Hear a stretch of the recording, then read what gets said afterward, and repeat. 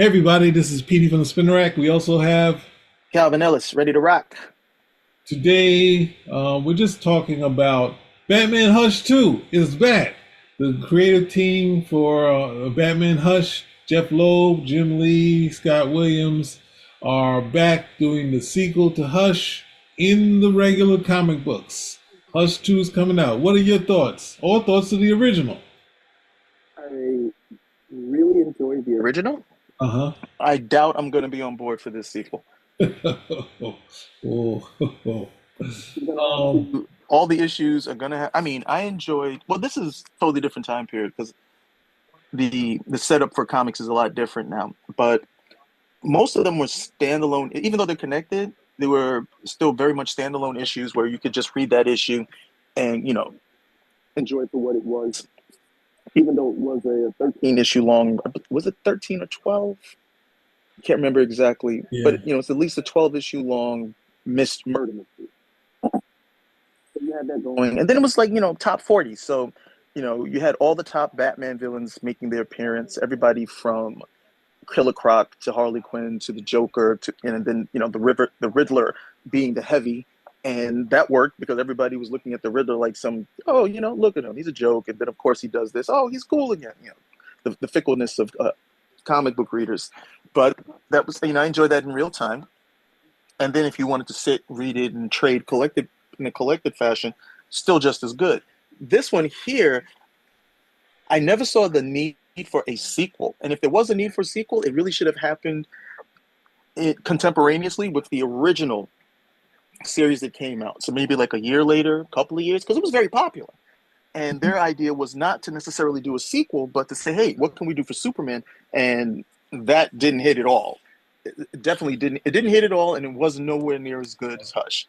And anybody who wanted to call Hush paint by numbers, my challenge to you would be, okay, let me see you do it, because it seems like a no brainer. You got Batman, you throw in a mystery, he's got to fight he's got to fight all of his major villains. Oh, that's not a big deal, but still, it was very well received, and of course, it got a very big helping hand from art by Jim Lee, which For Tomorrow did as well, but definitely not with the same strength of story.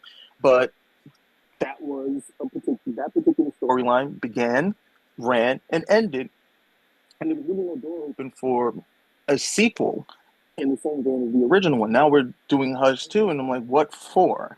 And it's so long after. I mean, how many years is this now? Is it close to 20 years that It the original? might be, yeah. 20 years since the original one, and I just don't have a lot of faith, and I don't put a lot of stock in delayed sequels that really never need to happen. Mhm. So, I'm one of these people who said, "What, Gladiator 2? No, you've got to be kidding me." So that's where I'm at. A lot of times, I don't want it to sound, dismissive, saying this is a cash grab or something. But aside from that, I just don't see the need to revisit the storyline in this fashion, because the character of Hush has been used again. That's not an issue. But do another long storyline like this entitled Hush, and Hush is no longer a mystery for us? We know who he is. There's going to be something else going on. You're really selling based on reminiscing about how the original was so good. Yeah, I mean, definitely, I guess you could say sequelitis. For me, before we play this little teaser, I'm pretty sure they're not gonna have too much art from it, but for me, it was just okay. I wasn't the idea that we're gonna bring. Well, I didn't know that Catwoman had gotten powers, and now she was like a great fighter, like Batman or something like that. She was like they have her versus the person's name is the Huntress, and they're like, oh no, I don't want to have to kill you, Huntress. I was like, you Catwoman? I know she's good in the fight, but I don't really think of her as in the top tier. But I guess this is what it is now. It was also, I think the highlight for me was seeing, well, I mentioned Catwoman, seeing Jim Lee kind of be able to put his style, what Darwin Cook was doing with Catwoman's outfit. So that was kind of the art was decent.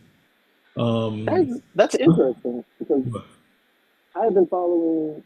That's interesting because I hadn't really thought because I guess in that sequence there I would have to look at Huntress as a better fighter than Catwoman, and yeah, I don't really know as much about Huntress as I do about Catwoman, and I have been following her since the reboot, and I know she had been trained by like Ted Grant and gotten some fighting stuff over here, and the Huntress I always just saw as definitely good fighter, but more of like a weapon like a weaponsmith at the end of the day. So that's interesting because I hadn't really put my mind to it. I just that totally just went past me. Which like I don't want to kill you. Like, who, Catwoman against the Huntress? But I wasn't that familiar with the Huntress then or now for that matter, into how good of a fighter she is in comparison to say somebody like Catwoman. well, I think what was it? I think well, I guess Chuck Dixon and Jeff Loeb of different minds. I think it was which I enjoyed the Catwoman Wildcat series. Basically showed that obviously Wildcat and or Batman, any of these people are could be well tougher, but with the guys, she's gonna have an edge because she's playing up that they're attracted to her. So and then and take also taking cheap shots, that sort of thing. So Yeah, she kicked Ted Grant in the balls, so which I never agreed with. I never agreed with that. Come like these guys go out to fight and they don't like wear a cup. Like, yeah, and so that's the thing. So when I saw her being in the place where she was like, she's a cat burglar, and then to say, well, it was odd to see people even like Doug Mensch doing the Batman story where basically it's hard for Batman to even fight her. It's like, oh, he's getting tossed into the side here, and then I think in the what was it? Well, Catwoman went in Rome. What's the name? Catwoman is thick enough to beat up, I guess, any of the great fighters. And what's the name? The way Tim Sale, R.I.P. Tim Sale, but it was like a real thick mama Catwoman. And I think also the Darwin Cook, Tim Sale, R.I.P. to both of them. The story they did a date night where she's just kind of dragging Batman around type of deal. So from there you get to where she's in here. But at the same time, for me, not to say paint by numbers, when they do the solos, like the issue I really had issue with was, I wouldn't disagree with that. huh? I wouldn't disagree with that. That if you ask me, is this a paint by number story? I'm like, yeah, it is. It's not. That's the thing. It's like a lot of people are dismissive of, say, pop music, Mhm. where they're like, oh, it's just pop, and there's nothing to it. But it's not easy to make a good pop tune. You can make a pop tune and people bounce along to it, but when it's one of these things, and like some nonsense, like that one that came out of South Korea, that Gangnam Style thing, Mhm. and it becomes this thing, and everybody's doing it. That's not easy. That's not easy to do. And again, this is for more than likely a paint by numbers tune, but it really connects. It really gets people. It really gets people at the end of the day. That's what Hush was able to. I mean, combination story and art. Definitely. I mean, like I said before, this is like top. This is like top 40. Okay, this is top 40 at the end of the day, but it just really, really clicked with people. So, paint. Again, I don't disagree with that, but this is like some like Mona Lisa paint by numbers, if you will, if that sort of an analogy will work, because you got something that just really, really clicked with people, even though this is a step by step. This is like a step by step process. I don't think there's a lot of artistry there. Well, I just thinking I was following along with it. I think when I think he goes to see Raj Al Ghul, and he's like, what is it? He's in like a Batman winter outfit, and Talia's in nothing. No, she's in a regular costume. I was like, what is going on? The Batman winter gear and what's the name? But then when he comes with Raj, it's just like he just takes him out in a quick fight, and I was just like, all right, this was a big villain, and the thing, and him kind of walking by Talia like it's like I know Talia fell from favor, but I was, I watched the TV show, and it fell for Catwoman. And then I read the comic books. I think it's a Batman special where I first saw Talia, and I fell for her, and I was like, this is an interesting dynamic where this person just she's not necessarily a villain, but her father is, and even though she's in these compromising situations, and Batman's this straight laced person, at the same time, there's still this affection between the two of them. So it's kind of him, kind of like I think from that period in 2000, she kind of became pushing her more towards the evil. Whereas I also read the Son of the Demon, so it's kind of like that, where it's like we had, and there's other people, Julie Madison, which I was a fan of too when I saw her in the older Batman story. So it was like, but these are all one of Batman's girlfriend, many girlfriends, that are still around. Even I didn't get to meet Nocturne, but it's Julie Madison is still around. no, I mean not in the book, but like I don't think she didn't die though, right? No, I like in any shape or form. That's what I'm like. I'm like, I'm saying back in the day, like this if she was their peer, I would still see her as someone that wouldn't be. It don't even seem like any of them that he had. Only one that left was like really, as you said in one of the other things, was Silver. But at the same time, when she came back twice, which wasn't by the original creators. She came back for a brief instance, and then she was back in Steve Englehart when he did her again, and then they were in another long romance.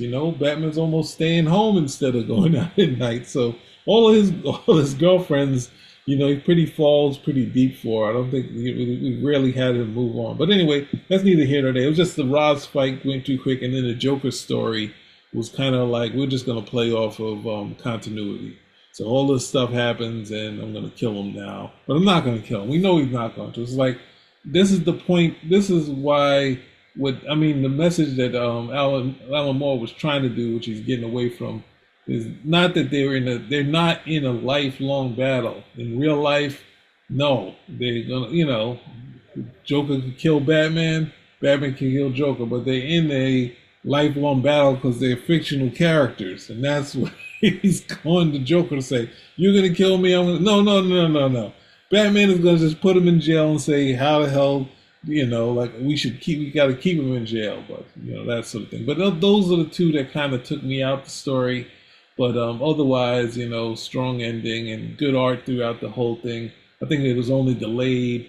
One of the months it was delayed, so but they were DC always rides high on the success. So if you have a success, you know that they're going to take off an issue. Like same with the DK. It was DK3. First two issues and 3 issues on time. Then the next there's a gap, and then of course the Watchmen before that. Watchmen, the last issue was delayed, and they said the art's gonna be so much so much better for the wait. It's like the story was the same, the art was no different. It just had some dramatic stuff in it, so it wasn't like there was something extra put into it. But it was just like, hey, we need some time off. And then of course the Doomsday Clock, which took a year off. So well, different reasons. I think totally different reasons for that one. What totally slacking? Totally, fingering too many pies at the end of the day. I'm making too much money. That's why I can't get the story out. Wow. I'm over here writing this. I'm writing this story. I'm like, doing this Hollywood bit, and it's not until I can. Oh, wait a minute. I'm losing one of these jobs. Okay, yeah, I think I can finish this. I think I can finish this story now. At the end of the day, I don't know. It's See, if you Doomsday Clock, I thoroughly enjoyed that series. If you were going to do a Doomsday Clock 2, the time to do that was like really within the first couple of years of the release of Doomsday Clock, because the fan response to it, number one, and also because of the time it took for that to come out. So if that's something you're like, hey, we want to revisit this, no problem. But I think it needs to be released circa the original series. If it's like, I don't think what Doomsday Clock is going on. When did the last issue came out? Was it 2018? I couldn't tell you. Yeah. All right. So but definitely before the pandemic, yeah. Yeah, so let's say 2018. So we're going on 7 years since that series ended. So now if you were going to come and tell me, hey, we want to do a sequel, I'm like, wait, we don't need a sequel. There's been 7 years. There's nothing. There's no gap that was left by here. There's no extra bit of story. No, little bit of, like a kite tail that's just trailing in the wind. No, there's nothing there at this point. So that's what my argument is. Like, if you're gonna give me a sequel, it needs to be really good, because otherwise we're taking a lot of air out of the original. Mhm. And Dark Knight Returns, hey, everybody knows the Dark Knight Returns. Dark Knight Strikes Again, everybody knows it because it was so bad. And then you get DK3, which is just like, hey, we're going to get more of the same. Whereas you said, DC is going to run the issue. But I mean, come on, both of those sequels, I don't want to call them that, both of those sequels are so, they're like vapor in comparison to the original. And then they come so long after the original, we know that we didn't need these things. So that's, again, it's in the same line with Hush right here. We have these, we had a story that was very well received. Uh, I think a lot of the criticisms on it, paint by numbers, or top 40, those are fair criticisms, but still, resonated with the reading public very, very strongly, and not in a bad way. Not where this is a train wreck, or like, hey, how can you guys like this? It's pretty easy to see why this was enjoyable. But came and went. Why are we going back to see this again? Do we have more story? Do we have something else to tell? And if not, I prefer to see them do. I would really prefer to see them do something else. But again, I think this ties into what I've already said before, where a lot of the writers do not want to do original ideas. I'll save those for me. I'm not gonna be, what's the guy? I'm not gonna be Ed Brubaker crying about my money because I went and I did, I created this brand new character in the Winter Soldier, and now they don't want to pay me. Only except the Winter Soldier is not a brand new character, so I'm gonna keep this, and I'll see where I can go with it. But I'm also realizing now, if you're a writer and you're privileged enough to be writing for the big two, Marvel or DC, you're probably better off doing something original, because it's going to it'll probably get the exposure and the resonance that a lot of the independent stuff just doesn't get. Number one, and number two, why do you want to write for these guys if you just want to do like a retread of everything else that came before, and you're trying to pocket and protect your own stuff? Put all of your energy into your own stuff, and do that, and then you can come out over here. And once you have your own stuff out, you have your own ideas. Hey, I think it would be safe to come over here and create some stuff for one of these two guys. I mean, to be quite honest, I would be thoroughly flattered if I created any sort of character that had resonance in either one of these two universes, because these are really big universes that have existed for a long period of time, and a character has to really punch through with the readership in order to have any staying power. So that's my take on it. Well, I only add in is that I know you weren't planning on pointing it out in that way. I think the fact that you mentioned the way you were mentioned, even if the stories were bad, is that the fact that there's the DK Strikes Again, there's a DK3, Doom, Doom's has a different name, but the thing is, that's the thing of saying DC has the proof that, know what we're supposed to do? We're supposed to do a sequel. We're supposed to do, the people of torched what was it, Dark Knight Strikes Again, and we Mm-hmm. still made out like a bandit with DK3. Far enough to do, we'll take a month off or a couple months off and finish the series and then republish it in multiple ways. So this is just to point out is that DC now has their line of thing, whereas you could see Jeph Loeb had already worked on Batman. He was drawing on stuff from year one, and we had the not the single issue, but the long issue, the long Halloween, and then with their success of it, they were like, let's do Superman. They say, well, we want to do Batman again. And it's like, oh, we don't want to do exactly the same thing, which would be a point to do a sequel. And they were like, okay, no, we're going to do Dark Victory. And okay, they're going to do a couple other things. We're going to come back to DC. Well, we got a story for Catwoman. Let's do that. Whereas, like, now they're doing, the last Halloween, which has the title closer to what the original was. You have Hush 2. So it's almost like like in hip hop when they were doing like they're doing Muddy Waters 2 now. They did go only built for Cuban Links to the Blueprint 3, where it's like the sequel thing at some point, you know, and I don't disagree with you, but DC has other marching orders where they're like, we made Oh, a ton of definitely. money off of that Dark Knight. We even did another. We did a bunch of specials that were not even the ones the side comic books that Miller wanted to do. They had a couple of Dark Knight specials, and then Carrie Kelly, the last one that they did. So they were able to make so a lot of change from that. So the sequelitis, no matter how much people say they're against it, they somehow come It's like to the I mean, party for it. it's like you got it's like you got the artist, Mhm. and then instead of getting a new album, you get the greatest hits. Yeah, yeah. For me, it's sort of like that. They're like, hey, we got all these cool tunes. These were all hits. Let's just put them on one album. We'll make money. We'll make money that way. So I can't fault them because that's what you really, in their type of business. That's what you want. You want to be able to make money off something because of name recognition. So not everything has to be brand spanking new. Not everything has to be a bona fide hit. In order for people to come into it. So like, hey, you enjoyed this. Hey, come on back. Try this one out. You have the name recognition. So name recognition is very important, and it is a business at the end of the day. Uh, that being that being said, I don't disagree. Whereas it's like, I mean, I've seen this before. I think the mistake with For Tomorrow was that they were really trying to do Batman Hush on Superman as opposed to a Superman story that was going to run 12 issues. Well, I think the other mistake was they didn't have Jeph Loeb on it, but having a Superman story that was going to run 12 issues and where Batman. I mean, again, this was supposed to be espousing of Batman as the world's greatest detective and being put through his paces here. Well, with Superman, you have the world's greatest hero. So what paces is he going to be put through here? And it just didn't. It didn't connect in terms of understanding that character.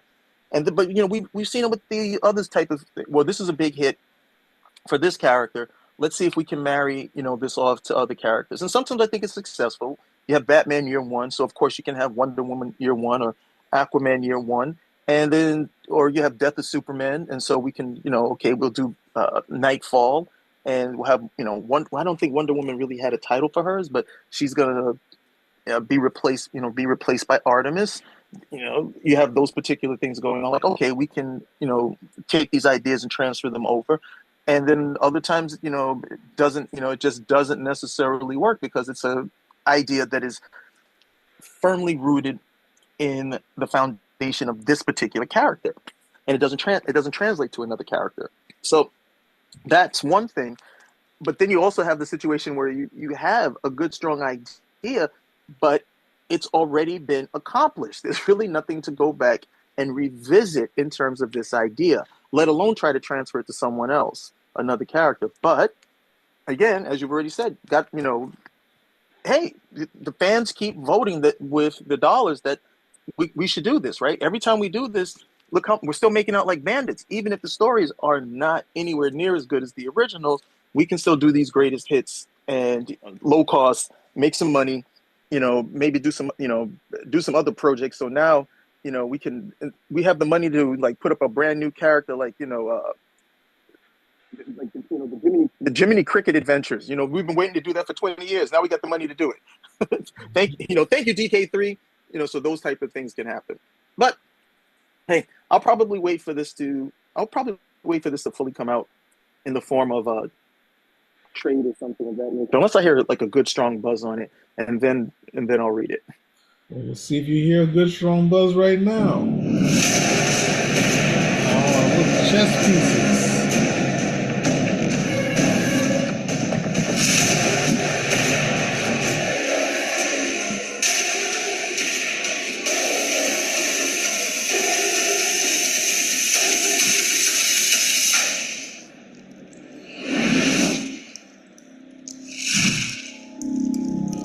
And also by the original.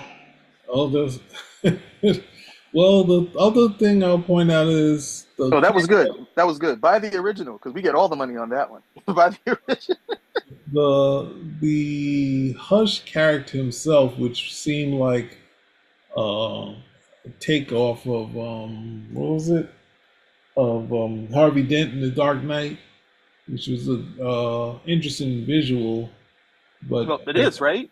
yeah, You know, so, but it's friend like, of. hey, why don't we be a new? Why don't we make a new villain like that? Yeah. And then he got the bandages on his face, just like Harvey Dent was in The Dark Knight Returns. So I thought that you got the whole friend. You got the whole friend who becomes my enemy, straight out of Chuck Norris and the Karate Commandos. So you know, can't fail, right? Can't fail. Well, that's the thing. One of the things I didn't like was that Hush supposedly has an edge over Batman because when they were young, he had an edge. Like, you know how much work Bruce Wayne put into it to just to have this guy, this knucklehead, who what he was doing, this other doctor that was doing the same thing. He was Yeah, working out as much. George like McDreamy, he's like the other McDreamy or McSteamy. McSteamy was practicing and fighting the same time. So he has the edge over Batman. Come on, man, get out of here. yes, that childhood edge. It's a guy who always beat you. In this particular game, you just couldn't beat him. No, it makes no sense. So, but that's the story. Well, that's the thing. Even with normal people, right? I mean, like, well, this definitely telling tales out of school. Like, what was it? My father grew up with, his father's way younger brother, but his younger brother was like a couple of years, just a year older. So he had kind of this edge over my father the entire time they were growing up. And then at some point, due, I guess, paths in life, my father, went into, business and, having to pay off, the apartment building, and his uncle, who was almost like his father was trying to raise them like brothers, but my father being an only child was like, no, I'm not.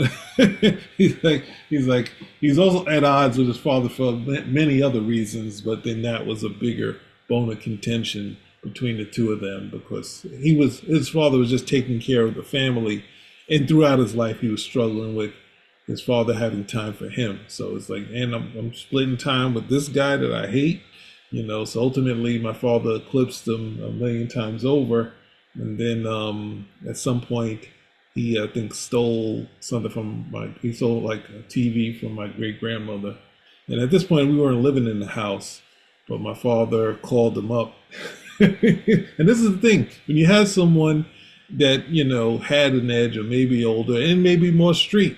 My father called him up and he was like, what did he say? He said, hey, let's meet up, let's hang out. And this is after the thing. And he's like, okay, yeah, Donald, don't worry. So I'll meet you there. So then my father called his friend Fields and says, so I'm killing Ronald. I want you there just in case anything goes wrong. Like obviously he gets an edge on it. So even if you know someone who has that, you prepare. You're like, oh yeah, this is my first. He's not going to be like totally overconfident. But then the end of the story with my father, he called his father and said, I'm finishing Ronald. That's it. And then I think my grandfather called Ronald up and said, don't don't go see Donald. If you do, don't do it. And he's like, he didn't, and Ronald didn't show up. So this is, the thing about having an edge is like when you grow up. Whoa, whoa, whoa! Forget about what we were talking about. We need to delve more into this particular story over here. We need. The other thing is, it wasn't years till the two of them were in the same room. They were in I, the I, I was club. joking. We can save this one for behind the scenes. Oh, behind the scenes. Sorry. No, no, for the audience, we swap stories like this all the time. This is one I have not heard, but I will definitely, I'll definitely hear some more about it later. All right, Sounds good. then. So, are you saying check out the new thing? It's coming out next month. Are you saying check out Hush 2? Yeah. Oh man, you really put me on the spot. Uh, oh man, it's so tough. I can't. I'm not going to do it, and then it's hard for me to tell people to go do it. But it looks like they're going to serve up what people want. So hey, go check it out. You may like it. Go check it out. And if it's good, let me know. Maybe I'll come check it out with you. I'll take a good recommendation. It looks a lot more, to be honest, one thing I will say, this looks a lot slicker and more polished than the original. So, for that, I'm going to say that they are maybe paying attention to a quality story in this and not just going to ride solely on name recognition. So, yeah, I mean, if you enjoyed Hush, who knows? This might be your thing. Don't let me influence you to not read it or to read it for that matter. If you got an inkling, go check it out. Let us know how you feel. Well, for me, I would say the thing, if you've seen Jim Lee online, he does a ton of watercolor stuff. And the fact that one of the still the most popular artists of our time is not doing a watercolor like a graphic novel where he, Uh-oh. sorry, Scott Williams sheds that stuff because he did watercolor stuff in all the flashback scenes. Those scenes I love because it's seen something of Jim Lee inking himself and doing colors, and it's like we need 48 issue pages of that. That's what we need from Jim Lee, and then I can call it a day. Where he said, you know what? I'm not worried about the the Burn. It's not even a curse because both Byrne and Austin were successful post X-Men, but because of the sales of X-Men in the back issues because they were so expensive, whether you like Byrne and Austin the best, the only reason why that stuff became as big as it is because the back issues in the 80s cost so much. The both X-Men and Iron Fist cost a lot. With Iron Fist running, steam running out of Iron Fist, those Iron Fist issues didn't sell as much except for what's that thing? The Sabretooth one and maybe the X-Men one that Byrne did and the issue one. But the middle ones you didn't have to kill yourself anymore to get them. The X-Men ones went further up. So that thing to the fans said this is the best stuff ever between the two of them. Whereas it was the style was very great. I liked it, but it put it to the apex. And these guys, the image guys, looked at that and said, "We got our style. We're not giving it up." And Jim Lee is not giving it up. I'm saying, Jim Lee, you can give it up. We've seen you do some things. We've seen you work with some different inkers, but this is like I'm cashing out with me, Jim Lee, and Scott Williams. And I say I want a whole watercolor book like those pages of the back issue. So that's the thing. Obviously, this picture looks amazing. I just think had he did it the thing he's doing watercolors, showing the skills and the use of ink in online all the time, just headshots. Like, why not a whole issue? The closest was a Batman Europe, was it Europa? That sort of thing where he did like I think a first part, never finished it. So Like he's not doing it? You huh? gotta pay for that. You don't have to pay that much. It just takes more time instead of saying, "Here the You gotta pencils." pay for that. Ah, You gotta see, finish it. we know what the retirement plan is. The retirement plan are those commissions. You can't. You got to entice these people over here. Don't you want a watercolor from Jim Lee? You got $5,000? Well, you can have a watercolor. Well, You're not gonna get no. Not the to get cash that. out didn't work because he's doing Hush now. The cash out definitely didn't work. Not his fault. Dan Didio threw him a left curve. He was like, "What?" Jim Lee woke up and he was like, "What do you mean? What do you mean What do you mean I'm sole publisher? Where's Dan? No, talk to Dan about that. Dan's gone." He's like, when you say that, he's like saying, he said, "I was in all those meetings with Dan Didio in the mid. I was there, and you turned up and say, with your head down drawing, wasn't you? You weren't paying attention at all." Nope. But anyway, this is coming out, and I was um, getting I was huh? getting trouble with the time when I joke with Jim Lee, like, yeah, he woke up from that 3-day nap and realized he had to work. He's like, "That's terrible. Stop saying that." Yeah. No, but this is coming out. This is probably gonna be the like the other sequels before it, like the Doomsday Clock, like whatever it is. This is gonna be the talk of the time, and we had all the stuff that I mean they're trying to take their spot back from Scott Snyder and Greg Capullo. They're putting out. They're not saying, "Hey, we're gonna do." We're not even, they might throw in some Owl stuff, but they're like, "Hey, We were the guys that brought people. We put Batman at number one, not y'all. We did. Side note: before we get out of here, I was looking at the past. I always look at Marvel being the one that tried to cash out. DC from way back when in the '80s were the one that were cashing out. Not just the Dark Knight, because obviously the Dark Knight was successful and Year One was successful, and they started to market stuff like I think the Ten Beasts. This is like DC really. We know the Marvel was always trying to cash out, but then with their branding of the Ten Beasts, the Death of the Family, and the thing that was 2 million I didn't know was that Grant Morrison Arkham Asylum. Like that thing was like two was it 2.5 mil. And then you have the Legends of the Dark Knight that was I don't think it was up to 3 million, but that was definitely in the millions. And then we could go to Man of Steel before that, but then after they do the Legends of the Dark Knight, that's when Marvel's like, we're doing multiple covers or multiple something or another. We're doing X Force, Spider Man, X Men, but DC is kind of like they would compete. I forgot that they did compete. They did throw out some stuff, even though I think Grant Morrison has disowned Arkham Asylum, saying he did. When he found out that Jim Alan Moore did what's that thing? He read what's that thing? Super Super Folks. folks. That's when he kind of fell out of love with it. He said, "I didn't have to do all that pretentious Batman story," even though he wound up doing some more pretentious Batman stuff. But he tried to angle in a lot of Silver Age stuff too, or some wacky stuff into his Dark Batman stuff. But anyway, I just wanted to point out that DC's been trying to cash up for a while, and Batman's been their cash cow. All in '89, they cashed out with Batman and their promotion and the new Batman title. They almost had Jim Lee again. Jim Lee on Shadow of the Bat. They were gonna have him on Shadow of the Bat, and he said, "He's like, I want to do the covers." They're like, "No, we already have covers." So then he broke out. And they're still cashing out with that. So there we go.